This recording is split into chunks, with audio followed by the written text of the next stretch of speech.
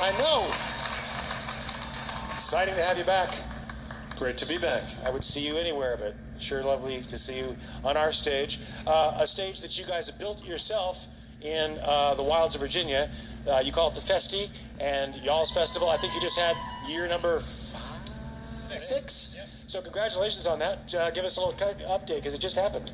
Yeah, Festi 6 is in the books, and it's been such a great thing for us to throw this annual event where our fans get to gather, as well as the music scene that we're involved in, and a lot of bands, you know, ranging from our peers and our friends to heroes like John Hyatt and Lyle Lovett this year, Sam Bush, et cetera, et cetera. So it's been such a great thing over the years to kind of create this place where people can gather and be a part of our world. So yeah, Festi 6 is in the books, and it was the best one yet. And there's a brew pub on the grounds. There is, just to make sure, just to sell it a little harder. It's an amazing experience. I think I went to year 2, and it was really memorable. I mean, curating it must speak to how you guys, you get to apply your taste, which is not bluegrass only. I mean, it's pretty wide ranging.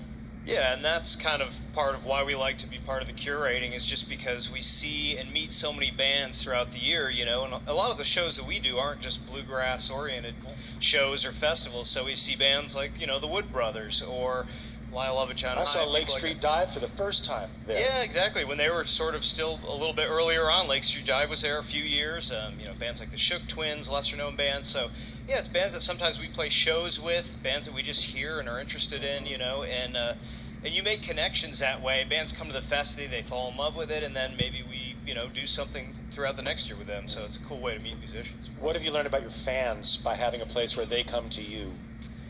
Well, you get to hang out with them a lot, and, you know, every year there's more and more, which is awesome. And, you know, our fans are just really nice, cool, interesting people. Yeah. They come from all over the country, and, you know, and it's a bit of a family, you know, it's a bit of a family gathering. They know each other from social media and from online, and then they come to this festival and meet each other maybe for the first time. You know, they connected online or whatever, and they come to the Festi, and all of a sudden they get to see each other in the flesh and hang out, and so a lot of great friendships are made that way. Marvelous. So there's a current, the most recent CD is Let It Go, and then there's a more recent EP called Undercover, which is 5 or 6 covers. Dylan, Cash, Tom Petty. You guys have done covers famously in shows, cover Walking on the Moon, things like that. What led to the decision to record those?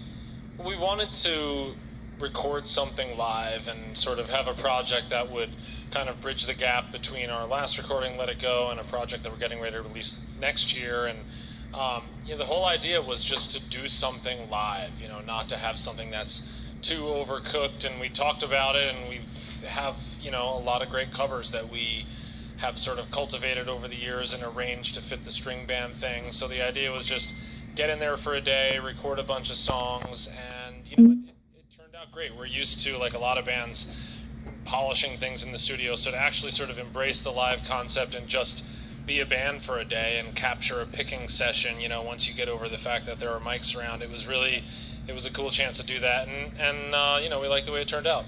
Nice. So speaking of playing live, that's what, I mean, I could follow you guys around because it's a different show every night. You are one of the most dynamic. The interplay with y'all is really special. Can you just describe kind of in the years 1, 2, and 3 how that began to cohere? Because it was, knowing y'all, like one of the things that drove you as musicians. You knew you'd found fellow musicians that could, with a single glance, make something happen in a tune that had never happened before. Yeah, we were really lucky to sort of team up together and realize that quality in each other, that we wanted to be a part of a band that created something spontaneous night to night. But it took a lot of development. I mean, even though we were able to observe bands that we look up to and see how they do their improv thing live, it still takes you a while to find your own voice. And you know, over the course of some years, experimenting with it and just talking about it a lot as a band. You know, how do we want this to go? How do things work on stage? And trying things. And you know, it's tough because you can't really rehearse that stuff. You need an audience there to sort of be a test case and give you get an idea of whether this is working or not. Takes courage on the band's part. Let's just go here and hope for the best. Yeah, and sometimes it works out much better than other times. And that's, you know, those are the sort of risks and rewards of being that type of band. But it's something that we really love to do and have embraced over the years, and something, as you say, that has sort of come to define us as a band. It's one of the great things about to see that ethic applied to bluegrass music, which is a music of verse, chorus, solo, verse, chorus, solo. I mean, it's a tradition we all adore, but when to think about injecting that improvisational freedom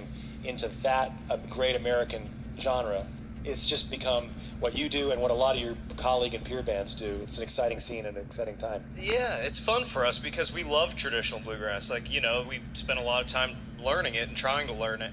But yeah, like you say, to infuse in addition to that, you know, just the improvisational element, you know, playing shows night after night where fans will come to multiple shows, will follow you, and so they probably hope to expect something different night to night, and it keeps it interesting for us for sure.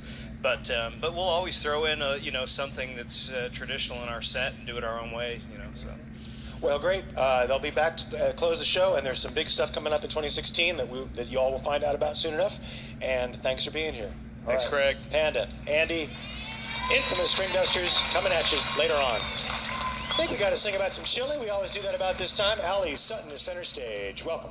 Thank you so much. I have JC Anderson and Travis Hillisland here with me tonight, and we're going to bring to you a word from our sponsor, Vietti Chili.